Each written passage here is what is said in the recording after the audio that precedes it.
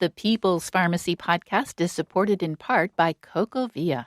CocoVia cocoflavanols support both cardiovascular health and cognitive function by promoting healthy blood flow, transporting oxygen and nutrients to vital organs and muscles, including your heart and brain. CocoVia now comes in an even more concentrated formula with 450 milligrams of cocoflavanols, 5 times more than the leading dark chocolate bar and 15 times more than the leading cocoa powder. CocoVia has a proprietary process that preserves cocoflavanols at the highest levels, and the product undergoes rigorous testing at every stage, which allows them to guarantee the highest level of cocoflavanols per serving and to provide the purest, highest quality product possible. People's Pharmacy listeners can now try CocoVia for 25% off by using the code Peoples25 at cocavia.com. That's CocoaVia.com. Have you ever heard of blood poisoning? This condition is known as sepsis. It's a lot more common than you might think. This is the People's Pharmacy with Terry and Joe Graydon.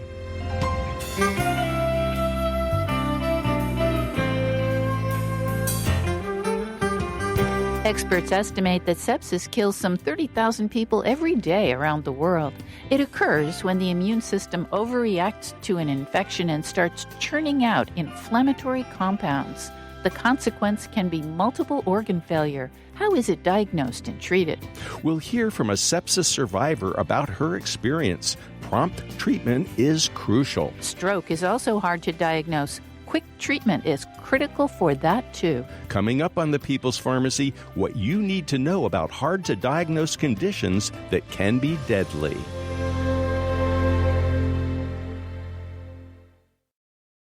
Welcome to the People's Pharmacy. I'm Terry Graydon. And I'm Joe Graydon. According to the CDC, nearly 2 million American adults develop sepsis every year.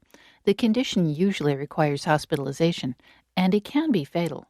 More than 250,000 people die annually. But it can also be difficult to diagnose. Today, we're talking about 2 hard-to-diagnose conditions that can be deadly. Later, we'll talk about stroke. First, though, we're starting with sepsis. To get the inside story on what it's like to experience sepsis, we're talking with Lynn Hamlet of Hillsborough, North Carolina. Welcome to the People's Pharmacy, Lynn Hamlet. It is very lovely to be here. Lynn, sepsis, it's such a mysterious condition to most people. It can be caused by an infection, and it can happen to almost anyone. Because it can begin in different parts of the body, there can be many different symptoms. The first symptoms may include rapid breathing and confusion. Other common symptoms, fever, chills, very low body temperature, rapid pulse, infrequent urination, rapid breathing, nausea and vomiting and diarrhea. But it can show up in all kinds of ways that don't follow the textbook. Can you tell us what was happening in your life at the time the symptoms showed up and what it felt like? Sure. So I had almost all of those. But it started when I was on vacation and got strep throat and had gone to the urgent care, gotten antibiotics. And after a couple of days, I wasn't feeling much better and woke my husband up in the middle of the night, shivering, rapid breathing, temperature. And so we talked about it. I took some ibuprofen, decided to wait and go to the urgent care the following morning instead of going to the ER in the middle of the night. And when I got up the next morning, I passed out was the first thing, and then went to the urgent care. They saw me sitting in the waiting room and told my husband to go ahead and take me to the ER. You looked that bad? Yes, apparently. I didn't think I looked that bad, but apparently I did. And so once I got to the ER, and I was walking and talking during all of this, they took my blood pressure. It was very, very low. My heart rate was very, very high. And then things happened very quickly after that point. Such as? So doctor came in. That's the point I started throwing up. And then they wanted to get an IV started, get me taken to a room. They were all over me, taking blood, trying to hang, drips with antibiotics and things like that. That's, I think, the first time I heard the word sepsis used. And then couldn't get IVs started, took me back to get a central line or a PICC line in, and it was while I was back there getting that done that they were telling my husband that it was pretty serious and he should probably consider calling people. Wow. Whoa. Yeah. And this is in the middle of vacation. Yes, in the middle of a big vacation, yes. So that call people message, that usually means we're in big trouble here. This patient could die. Yeah, I think the words they told him were, you may want to call your support group because people do not survive this. Because I think at that point they had determined I was in septic shock. And so they were just trying to do everything they could to save me. And presumably the septic shock, which was part of the symptom of your very low blood pressure, was a symptom of shock, might have also contributed to the fact that they were having trouble even finding a vein to put the IV in. Yes, exactly. So my blood pressure was so low, they were having trouble, getting one started. They got one started, but couldn't get a subsequent one started, and so wanted to send me back. Now, septic shock suggests maybe that your body was shutting down.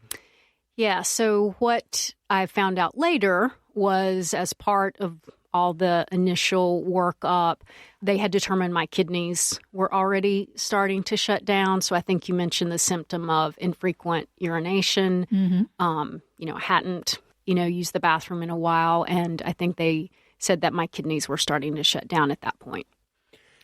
Now, most people hear your story and they go, strep throat? I mean, lots of people get strep throat. Kids get strep throat. How did you go from strep throat to septic shock? Right. I mean, I've had strep throat before, and the whole time this was going on, I didn't think it was a big deal. The one thing I noticed was I didn't feel immediately better, which was my experience in the past when I've had strep throat. You get antibiotics, you feel immediately better. So I did notice I wasn't feeling, I wasn't able to bounce back as quickly, but I thought, well, I'm a lot older than the last time I had strep throat. And I think, sepsis being what it is, my body just over-responded to the strep that was going on. And I mean, I will say, even after passing out, I still didn't think it was a big deal because I thought I was dehydrated. I hadn't eaten in a few days. So even when we got to the hospital and everyone was working on me, I was still thinking, I just need some fluids and then I'll get to go home. So what did they end up doing to save your life? So lots of fluids and lots of antibiotics. So I think first they started out with broad spectrum antibiotics and then slowly started trying to figure out the specific one to use. But I mean, I was very fortunate. I started feeling better very, very quickly. How long did it take you to recover? And were there any residual symptoms that took a while to dissipate? Yeah, so I went into the hospital on Friday morning and was actually released on Sunday afternoon. So I wasn't even in the hospital that long.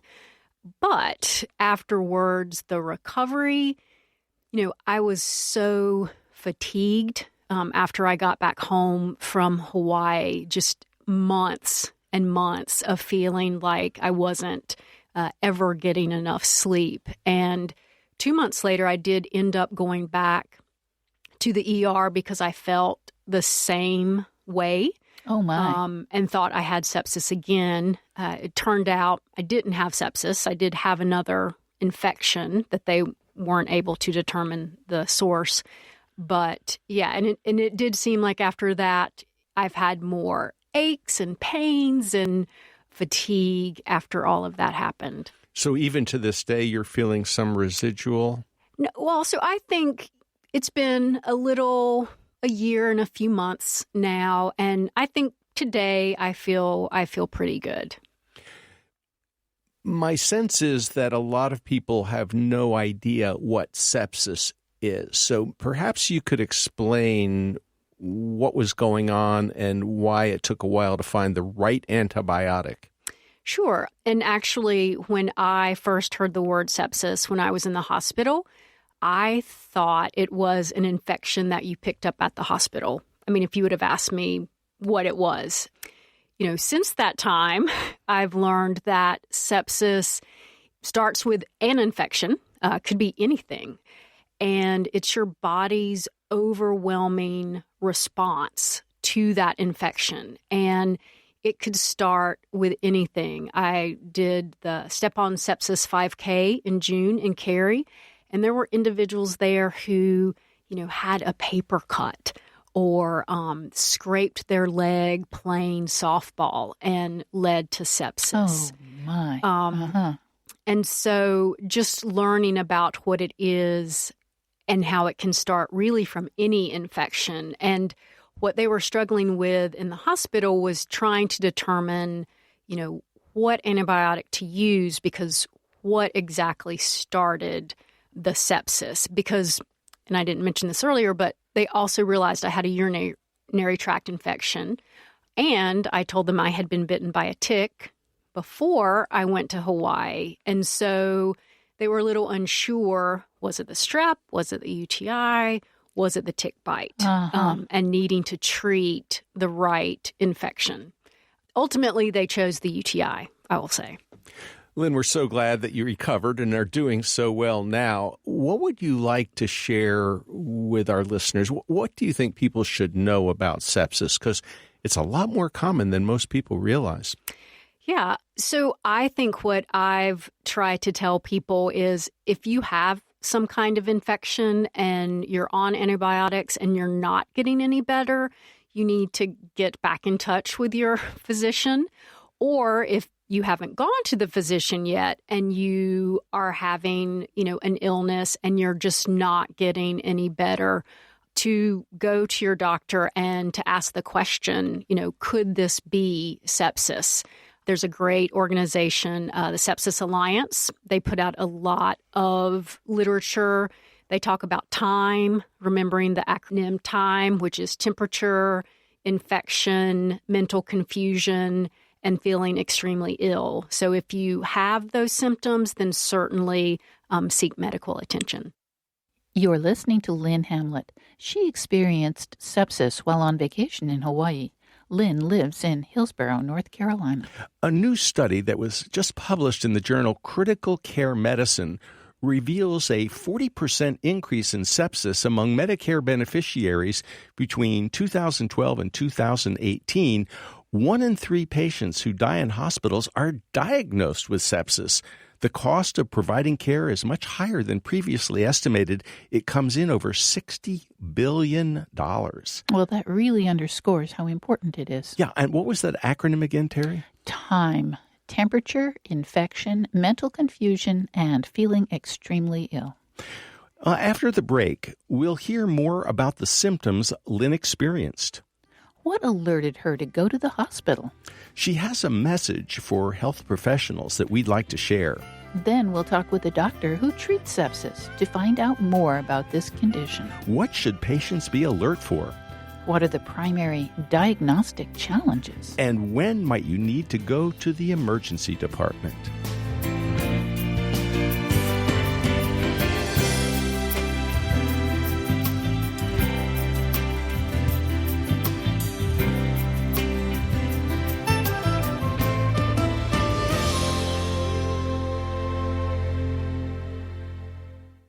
You're listening to The People's Pharmacy with Joe and Terry Graydon.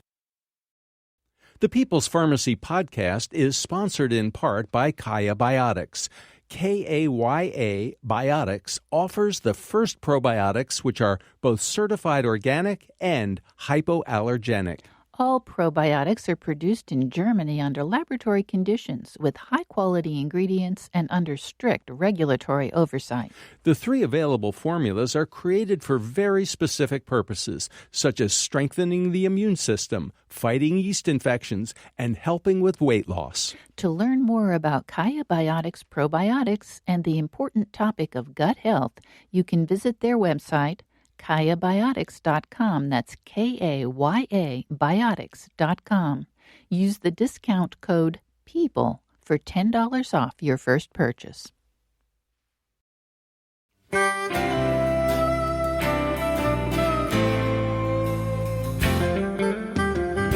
Welcome back to the People's Pharmacy. I'm Joe Graydon. And I'm Terry Graydon. The People's Pharmacy is brought to you in part by CocoVia, the maker of high-potency cocoflavanol supplements that support cognitive and cardiovascular health. More information at cocovia.com. Also by Verizana, an analytical laboratory providing home health tests for hormones, gut health, and the microbiome. Online at verisana.com. Today, our topic is hard-to-diagnose conditions that can be deadly. Sepsis used to be called blood poisoning. When a local infection triggers an extreme immune system reaction throughout the body, many organ systems can be damaged. Something as seemingly innocuous as a small cut, a sore throat, or a bladder infection can initiate this response. A recent study published in The Lancet suggests that sepsis contributes to 1 out of 5 deaths around the world. We're talking with Lynn Hamlet of Hillsborough, North Carolina. She was far from home when she developed sepsis. Lynn, tell us what your symptoms were again. What alerted you and your husband to go to the hospital? And what should other people know about the symptoms that may underlie sepsis? So I think what caused us to go back to the urgent care and ultimately the ER were just after I had already had 6 doses of antibiotics, and I still must have had a pretty high fever because I was shivering uncontrollably.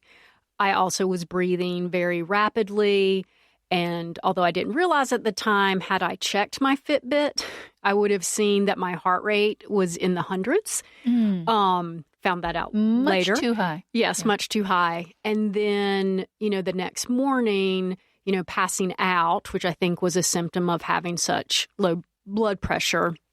And then ultimately having nausea and vomiting once I got to the hospital. So certainly those things occurring, especially after you've been on antibiotics and should be getting better, I think should be a trigger to folks like, hey, we need to check this out. Pay attention, get medical attention. Yes. How did your husband deal with your illness? Because number one, he was faced with the possibility that you might die. And then number 2, he was faced with the long recovery where you were just exhausted. As you described it, you were fatigued. You just couldn't do much of anything. Yeah. So, it was interesting because, they had told him how bad it was, but I didn't know. And so I'm in the hospital bed encouraging him to go back to the hotel with our kids because we had plans for the day, and really couldn't understand why he wouldn't leave. Because again, I thought that I just need fluids and they'll let me out of here pretty soon. So I think ultimately it was probably harder on him even than it was on me because he had the burden of knowing what was going on and then also knowing that he needed to talk to the kids about what was going on. And, I was just thinking, I'll get better soon. So He was a great caretaker, and he is the one that got me to go to the urgent care because, quite frankly, if it would have been left up to me, I would have probably stayed in bed because that's what I wanted to do. And right. might that have would died. have been a lethal mistake. Yes, exactly. And we've talked about it. He doesn't necessarily believe this, but I wondered if I actually was better off being on vacation than home because I was motivated to get better and to go to the urgent care. Whereas, I live 5 miles from the UNC hospital, but if it would have been a work day, would I have just said, I'm just going to stay in the bed today and not go in? Mm-hmm. And he said, well, of course we would go. You passed out. You passed out. And I said, but I don't think I would have gotten up. I think I would have just stayed in the bed and you would have gone to work and that would have been that. And that would have been that. And the recovery, you said it took months. It did. I still continued my normal activities. I went to work, but went to bed earlier at night and pretty much slept all weekend. And that lasted for several months. What would you like health professionals to know about sepsis? Because a lot of doctors who are not hospitalists or emergency physicians, they may not see sepsis that often and may, in fact, have trouble diagnosing it. Yeah, I've certainly read stories about people who have gone in and how it took so long for the doctors to figure out that what was going on was sepsis because it looks like so many different things. And so I think for the doctors to be aware of what sepsis is, what the symptoms are, how it can look like other things, and to ask the right questions. And then I think for us as patients to throw that out there if it's not being considered, hey, could this be sepsis? What's going on with me? I felt like I got great care in this tiny, tiny hospital in Hawaii because that was literally the first words out of their mouths. So they immediately suspected sepsis. Lynn Hamlet, thank you so much for sharing your story with us. Thank you for having me. You've been listening to Lynn Hamlet describe her experience with sepsis. We turn now to Dr. Jay Lamba, Assistant Professor of Medicine in the Division of Hospital Medicine at the UNC School of Medicine. Dr. Lamba is a hospitalist and one of UNC's sepsis champions who deals with patients and systems issues in the hospital. Welcome to the People's Pharmacy, Dr. Jay Lamba. Thank you very much for having me today. Dr. Lamba, we've just talked with a patient who went through some pretty scary stuff with this thing called sepsis. For our listeners who may not understand what it is, first of all, can you tell us how common is sepsis? How many cases are there in any given year? And what is it? So sepsis, that's a complicated question, and I would let you know that there are about 30 million cases of sepsis throughout the world, through kids, through adults, infants, and about 6 million deaths a year. Wow. So this is a big deal. It's a huge deal. Sepsis is actually the most common diagnosis associated with hospital death. That's incredible. Why don't we know more about it? Well, one of the things is it's not an easy thing to nail down. When you talk about what sepsis is, we're having consensus statements to try to say, all right, is this sepsis? And for research purposes, it's one thing. It's just not easy to say, hey, this is sepsis. It's not like saying this is Huntington's chorea or you're having a heart attack. It's much more complex than that. Well, Terry, we think of this term sepsis, sepsis, and we know, I've heard antiseptic, that's like alcohol or, some kind of, rub that you might put on your hands to try and kill germs. And we've heard of septic tanks where, all the waste goes. But what is sepsis? So first, I think we could talk about the word sepsis. I think is derived from the Greek word, I believe it's sepo, and this means to rot or decompose. And first it was illustrated, I think, in Homer's poems. So sepsis sort of comes from the idea of this decomposition. Today's definition, how we'd like to define it in sepsis 3 criteria, which is this consensus statement, is a life-threatening organ dysfunction caused by dysregulation of a host response to infection. So you start with the infection, and then the body responds, and it responds in bad ways. What kind of bad ways? It's very interesting. I think of it as a response that's either over-exaggerated or it's fighting so hard that you have a lot of collateral damage. I mean, they call out the white blood cells, which then cause inflammation. There's clotting cascades that all get activated, so you're having increased clotting and dysregulation of hemostasis, which you're then getting endothelial or capillary leaks.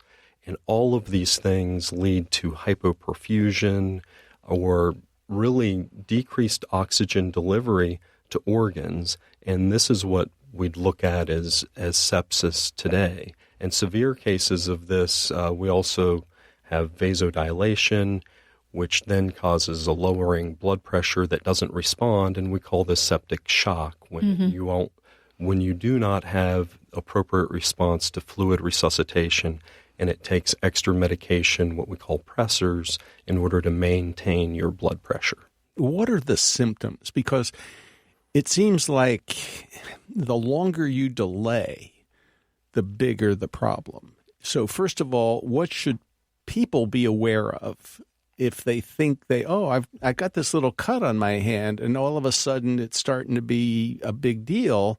What would they want to look out for? And then let's talk a little bit about the diagnostic challenges at your end of the stethoscope. So I think anytime you have an infection that gets what we'd call systemic or in the blood, and you're having a full body response to it, when you have any derangement of organ function, I would worry about if you're having high fevers, although not everybody has fevers with it. So in other words, watch out for a fever, but even if you don't have a fever, that doesn't mean you're home free. Exactly. So some people don't respond in the first 24 hours with a fever. You want to look for mottled skin, changes in mentation, increased... What does that mean exactly? So skin that starts to look a little bit different, pale and splotchy. That you could have, but you probably feel very poorly at the time. Mm-hmm. And your brain is not working. It's spongy. It's just not doing its job. Well, I think it's one of the organs that as a physician I sometimes don't look at because I don't know the person. Are they thinking normally? So that's very helpful in families. When you know your loved one, you go, they're not thinking quite right, and they have an infection, whether it be a pneumonia or could be a urinary tract infection. Really? A urinary tract infection could trigger sepsis? Certainly. Wow. What else should people be on the alert for? So if they have a fever, but even if they don't have a fever, if the skin looks kind of weird, if their brain isn't working quite right, any other symptoms? So decreased blood pressure, which is sometimes hard for the average person to measure, but if they're, their pulse, even on their wrist, if it's hard to palpate, if you are used to palpating it, it's a lot easier. But losing that can argue that you're decreasing the blood pressure, and you should seek some assistance and evaluation. Now, this is probably not an urgent care place. You should be going to the emergency department. The best place would be an emergency department, but getting first evaluated is key because even at an urgent care, they may realize very quickly, be able to start antibiotics, get cultures, start the fluids, do the interventions that you really want to start, as well as you're starting to measure the labs. And most of the time you can get transitioned to an emergency department. Well, we have a dear friend who was in an automobile accident. Now, it was just a little fender bender. I mean, he got hit from the behind and, maybe a little soreness in his neck. And, he just didn't think anything bad was going on, but he just kept getting worse. And ended up in the emergency department. They had some challenges figuring out what was going on, but it, in fact, was sepsis. So how could an automobile fender bender lead to something as life-threatening as sepsis? I think if there's break of integrity of skin, I think the story, Rory's story in New York, is one that the family did a whole lot to help educate and bring sepsis to the forefront. Tell us that story, please, Dr. Lamba.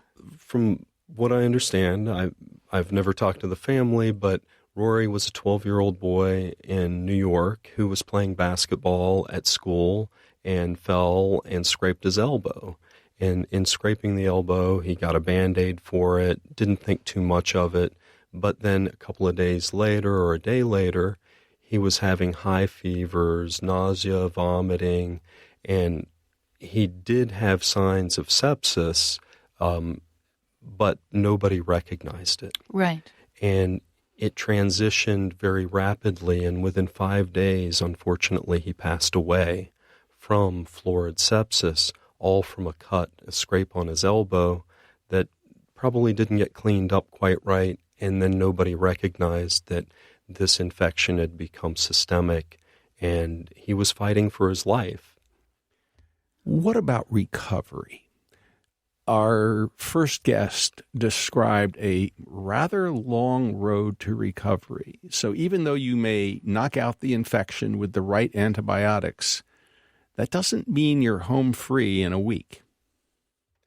So you can have a lot of secondary problems from it, and this comes from the organ dysfunction associated with it, whether it is kidney injury, where many patients end up on dialysis or even continuous dialysis in the ICUs because they cannot maintain their blood pressure high enough to go into intermittent dialysis. Lung injury is extremely common because you break up the integrity of the membrane and you get leaking of fluid and protein, and it takes a while for the lungs to recover, and everybody's different. Some people recover pretty quickly, and it depends on severity and what organs are affected. And, you know, I wish it was simple, but it's complicated where not everybody recovers the same, and it can be a long road. And some people end up, if they have tremendous lung injury, say after a pneumonia and being on a vent for a prolonged period, they may end up on oxygen or struggling for a long time. You're listening to Dr. Jay Lamba, Assistant Professor of Medicine in the Division of Hospital Medicine at the University of North Carolina School of Medicine. Dr. Lamba is a hospitalist and one of UNC's sepsis champions who deals with patients and systems issues in the hospital. And Terry, the research that we are now seeing suggests that sepsis may be far more common than most people realize, including a lot of health professionals. More common and even more deadly. And here are the symptoms, and they're confusing, so pay attention. Fever, but not always. Sometimes you can have sepsis without a fever, and you might have chills and shivering. Or even low body temperature. Reduced urination, because one of the first signs of lower blood pressure, you know, it's when the kidneys are trying to hang on to urine. So you may not go to the bathroom as often. And the color of your urine may be darker. And if you have a blood pressure device at home, low blood pressure may also be a sign of problems. Low blood pressure, definitely, and a rapid heart rate. And fatigue, flushing, skin discoloration, just looks kind of funny. And don't forget mental confusion or even delirium. Shortness of breath, and as you pointed out, an increase in heart rate and maybe sometimes even sleepiness. Well, after the break, you'll get more advice on when to suspect sepsis. We'll also find out about some unexpected treatments for sepsis. Dr. Lamba will tell us what Q-SOFA means and how it can help. We'll also learn about stroke. That's another condition that can be quite difficult to diagnose. What are the signs of a stroke, and why is it so important to get treatment quickly?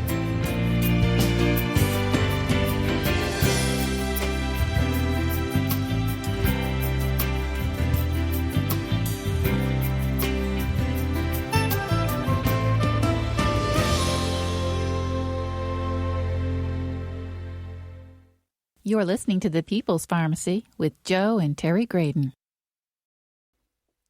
This People's Pharmacy podcast is brought to you in part by Verisana.com. Verizana Lab offers home health tests that allow you to monitor your hormones and health conditions.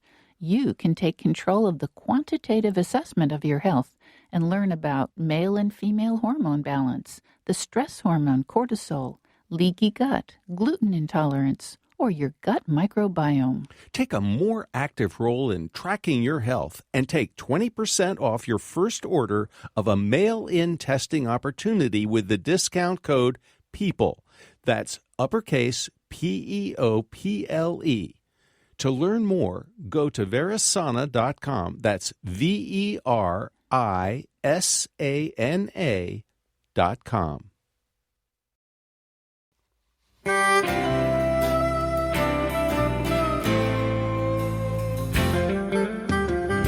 Welcome back to the People's Pharmacy. I'm Terry Graydon. And I'm Joe Graydon. The People's Pharmacy is brought to you in part by CocoVia, offering plant-based nutrients in the form of cocoflavanols for brain and heart health. Online at cocovia.com. And by Kaya Biotics, probiotic products made in Germany from certified organic ingredients. KAYA Biotics.com. Our topic today on the People's Pharmacy is hard-to-diagnose conditions that can be deadly. Time is critical in recognizing and treating sepsis. Our expert on sepsis is Dr. Jay Lamba, Assistant Professor of Medicine in the Division of Hospital Medicine at the University of North Carolina School of Medicine. Dr. Lamba is a hospitalist and one of UNC's sepsis champions. I would like to get a better sense, if I could, of how people should react, because our first guest described a situation where, fortunately, she was on vacation. Was it Terry in Hawaii? She was. And she said, well, if I was at home, I probably would have tried to sleep it off. Instead, they went to the hospital, and that saved her life. So how can people know when they need to take action rather than, oh, it's just the flu, I'll get over it tomorrow? It's not an easy question to answer because there's not just one thing. I think if you feel that something is not right and you have any signs of low blood pressure, organ dysfunction, or feel that bad, getting checked out is important. And if you have a source of infection, I think it's important to go ahead and try to be evaluated to make sure there are not other indicators that can show that you may have sepsis or this infection may be much more serious than you initially thought. And if you end up in the emergency department and they're trying to figure out what's going on, should the patient or the family ask the question, could it be sepsis, just in case doctors aren't thinking of that? I think you should always ask that question.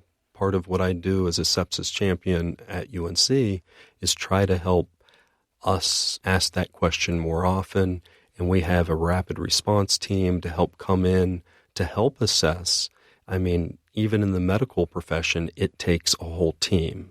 So we've been talking a little bit about this idea that an infection has led the body to basically start breaking down. And I'm thinking inflammation. I'm thinking like maybe the body is reacting to this infection with an inflammatory response.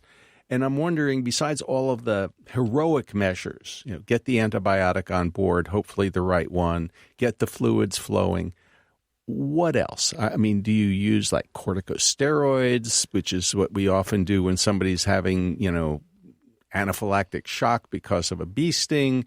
Are there any drugs that can intervene? Do we have any magic bullets? So it's interesting you bring up steroids. Steroids can be used, but they have not been a magic bullet. Only when people have refractory shock at times, it's one of the things we will try. If people have adrenal insufficiency, it's very helpful or have reasons to have this. But treating the underlying cause is the key. And there are some current studies going on, which I don't know too much about at the moment. I think the first trials have been done with vitamin C, thiamine, and steroids with the idea of treating these the inflammatory cascade. And Whoa, wait a minute. Vitamin C? And thiamine, these are vitamins. Yes. So it's the first phase, and now they're trying to learn more about it. It's a fairly neat idea. I think it's a fairly simple idea. I would be thrilled if this shows great promise. So intravenous ascorbic acid for patients with sounds fairly benign if it works at all. So I think that's going to be the question. Will it work? We'll have to wait and see. That's why they do the studies and try to make it where it's blinded. And this was, I believe, a retrospective, the early one. But I do think it's a fascinating idea. I am hopeful. That would be wonderful. What else do you see for the future of diagnosing and treating sepsis? I actually think the biggest thing we can do is early recognition. And with early recognition, doing what we know works at this juncture, thus volume resuscitation, antibiotics, and support, ventilatory support if they need it, depending on what's going on with the respiratory status, is all extremely important, as well as adding vasopressors. Norepinephrine is typically what we use here, and trying to get their blood pressure at an adequate level, a MAP of greater than 65. Remind our listeners again what they need to be vigilant for so that they might take early action if sepsis is suspected. Anytime you have an infection and things seem a little worse than you would expect, there could be it's hard for somebody to identify organ dysfunction. One of the tools that has been used and is a very broad but not very specific is what we call QSOFA, and that's quick SOFA. And the SOFA is Sequential Organ Failure Assessment Tool, but the quick SOFA just asks 3 questions. 1, is there altered mental status? Is it changed a little bit? 2, is the systolic blood pressure the top number, less than 100? And 3, is the respiratory rate increased above 22? And this casts a wide net, and certainly it is not specific, which is hard, but we don't have anything that is. So it's better to check and to be wrong than to not check and be wrong. Dr. Jay Lamba, thank you so much for talking with us on the People's Pharmacy today. Thank you very much. It's been a pleasure. You've been listening to Dr. Jay Lamba, Assistant Professor of Medicine in the Division of Hospital Medicine at the University of North Carolina School of Medicine. Dr. Lamba is a hospitalist and one of UNC's sepsis champions who deals with patients and systems issues in the hospital. Sepsis is not the only hard-to-diagnose condition that can be lethal. We turn now to Dr. Larry Goldstein, the Ruth L. Works Professor and Chairman of the Department of Neurology at the University of Kentucky. He's an expert on stroke. Welcome back to the People's Pharmacy, Dr. Larry Goldstein. Thank you for having me. Dr. Goldstein, heart attacks get a lot of respect. If you show up in an emergency department with chest pain, the doctors, the nurses, everybody's going to come running, and you're going to be whisked back because everyone knows how critical it is to treat a heart attack promptly. Stroke doesn't always get that same degree of respect from patients as well as health professionals, in the sense that it may come on a little slower, it may come on with a little bit more subtlety. Tell us why stroke is such a big deal in this country. Well, stroke is an incredibly devastating disease, or can be an incredibly devastating disease. The risk of stroke, or the mortality related to stroke, had really declined in the United States over several decades. Between 2004 and 2014, there was about a 41% reduction in stroke-related mortality or death rates in the United States. But over recent years, that's leveled off and is actually now increasing. Dr. Goldstein, what is a stroke? Strokes are not one disease. It's a series of different types of conditions, but there are two basic themes, two basic types of stroke. One type of stroke, the majority, is when a blood vessel supplying the brain or a portion of the brain closes off. So it's like a pipe that you turn the faucet off on so the water, or in this case, blood and oxygen, can't get through. Then the portion of the brain that's affected loses function and can die. The second type of stroke is when there's bleeding either in the brain or around the brain. When it's in the brain, it's called an intracerebral or intraparenchymal hemorrhage. When it's around the outside of the brain, it's called a subarachnoid hemorrhage. They have very different causes. The types of that of bleeding that occur within the brain itself are most commonly associated with high blood pressure. There are other conditions that can cause it as well. The bleeding around the brain is most commonly caused by an aneurysm, an outpouching or balloon in an artery that then breaks, so the blood leaks around the outside of the brain. Dr. Goldstein, it's hard for people who have not encountered a stroke themselves or someone who they know who's had a stroke to appreciate the incredible disability that can occur as a result of a stroke. Can you give us if you survive, which is a big if, what can be the consequences of a stroke, especially if it's not treated promptly? So for that subarachnoid hemorrhage, for example, the commonest symptom is the worst headache of one's life. That comes on very, very abruptly. The symptoms associated with bleeding into the brain itself or from a closing off of a blood vessel really do depend upon which artery or which portion of the brain is affected. So, for example, if the large artery going to the left side of the brain is affected, in most people, then language can be affected, so that people have difficulty speaking or understanding speech. There can be weakness on the opposite side of the body. There can be numbness on the opposite side of the body. There can be problems with coordination, problems walking. And again, depending upon the portion of the brain that's involved, problems with vision, problems seeing. If the back portion of the brain is affected, consciousness can be affected very early on.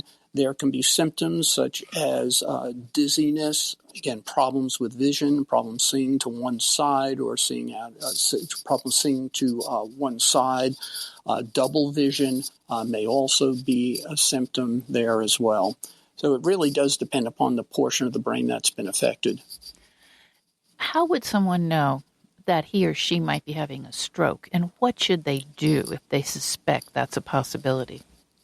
Numerous studies that have been done show that the lay public in general, don't really know the symptoms of stroke. So there have been a variety of different tools that have been developed to try to help folks remember this. So one is the acronym FAST, F-A-S-T. So that stands for face. So there's a drooping of one side of the face. A is arm weakness. So the person has difficulty holding an arm up or moving an arm. S is speech, problems with, again, producing speech, understanding speech. And then T was to remind people about time. That is, the need to call 911 as quickly as possible to get to a hospital. Now, just as a story, because recognizing those symptoms has been so difficult, but as I just went through, there are very many other symptoms of stroke that aren't captured by that acronym. So several years ago, I was at the International Stroke Conference that's run by the American Heart Association, and I was giving an interview to a medical reporter about just that, about the symptoms of stroke. And we went through this acronym, FAST, F-A-S-T. Well, that reporter, right after the meeting, went home, and her friend called her and said, I was out walking, and all of a sudden, my right leg just got weak and collapsed under me, and I almost fell, and it's still not feeling right. Well, that reporter was thinking, just coming from the International Stroke Conference, FAST, and there was nothing in there about legs. So she said, well, maybe it's a pinched nerve or something like that, and why don't you maybe give your doctor a call on Monday? So her friend did that. The doctor saw her and diagnosed a stroke that was then shown on an imaging study, a brain MRI. So that got us thinking a bit, and we did a study trying to understand what other non-FAST symptoms people might have. So what we found was that about 15% of people didn't have those FAST symptoms, but about 40% had some problems with their leg weakness or balance, and about 40% had visual symptoms. So if you include those additional symptoms, then the miss rate went from about 15% down to around 4 to 5%. But we, at the time, thought a clever way of remembering that might be BFAST, BE-FAST, where the B was for balance, E, eyes, and then fast.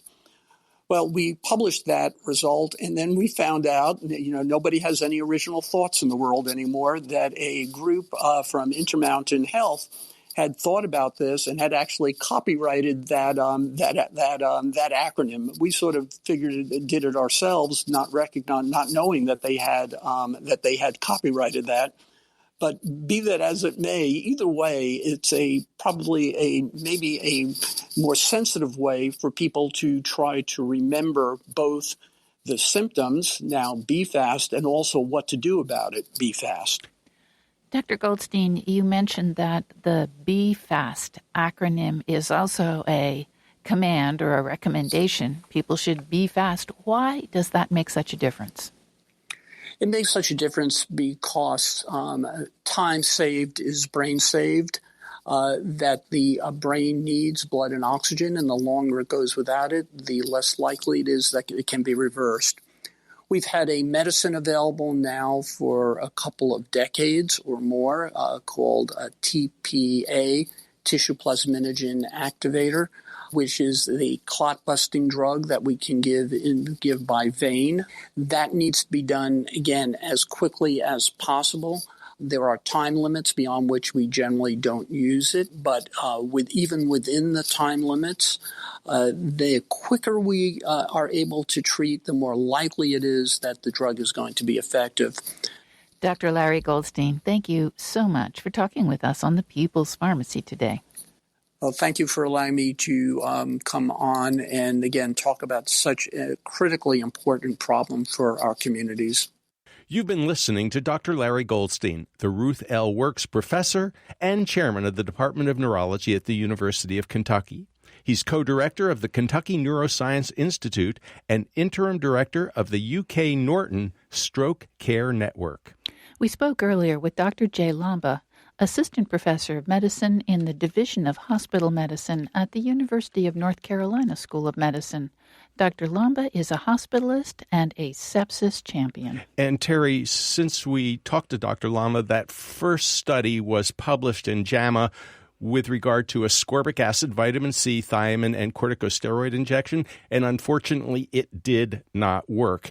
But there's some question as to whether it was administered soon enough, so we're just going to have to wait for more research. Lynn Siegel produced today's show. Al Wodarski engineered. Dave Graydon edits our interviews. The People's Pharmacy is produced at the studios of North Carolina Public Radio, WUNC. The People's Pharmacy theme music is by B.J. Liederman. The People's Pharmacy is brought to you in part by Verazana, an analytical laboratory providing home health tests for hormones, gut health, and the microbiome. Online at verisana.com. And by CocoVia, maker of high-potency cocoflavanol supplements to support cognitive and cardiovascular health. More information at cocovia.com. To buy a CD of today's show or any other People's Pharmacy broadcast, you can call 800-732-2334. Today's show is 1201. That number again, 800-732-2334, online at peoplespharmacy.com. When you visit the site, you can share your thoughts about today's show. Have you had any experience with sepsis or stroke? At peoplespharmacy.com, you can sign up for our free online newsletter or subscribe to the free podcast of the show. You'll never miss another episode, and you can share it with a friend. In Durham, North Carolina, I'm Joe Graydon. And I'm Terry Graydon. Thank you for listening. Please join us again next week.